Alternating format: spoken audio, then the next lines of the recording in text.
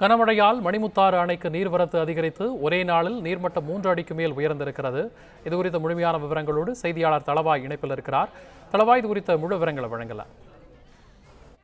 வணக்கம். தென்மேற்கு வங்கக்கடல் பகுதியில் நிலவும் வளிமண்டல சுழற்சி காரணமாக அடுத்த 5 நாட்களுக்கு தென் மாவட்டங்களில் கனமழை பெய்ய வாய்ப்புள்ளதாக வானிலை மையம் அறிவித்திருந்தது.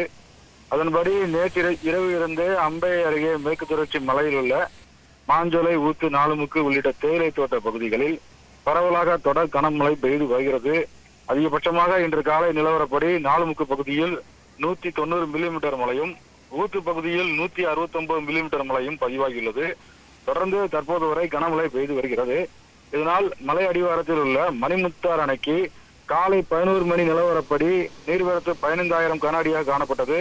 தற்போது அதிகபட்சமாக சுமார் 17,000 கன அடி வரை நீர்வரத்து காணப்படுகிறது. இதனால் அணை நீர்மட்டம் 86 அடியிலிருந்து 4 அடி உயர்ந்து 90 அடியாக உயர்ந்துள்ளது. மணிமுத்தாறு அருவியில் ஏற்கனவே கடந்த ஒரு மாதமாக வெள்ளப்பெருக்கு காரணமாக சுற்றுலா பயணிகள் அருவியில் குளிக்க தடை விதித்திருந்த நிலையில் தற்போது கடுமையான வெள்ளப்பெருக்கு ஏற்பட்டுள்ளது. தற்போது சுற்றுலா பயணிகள் அருவியை பார்வையிட மட்டுமே வனத்துறை அனுமதி வழங்கியுள்ளனர்.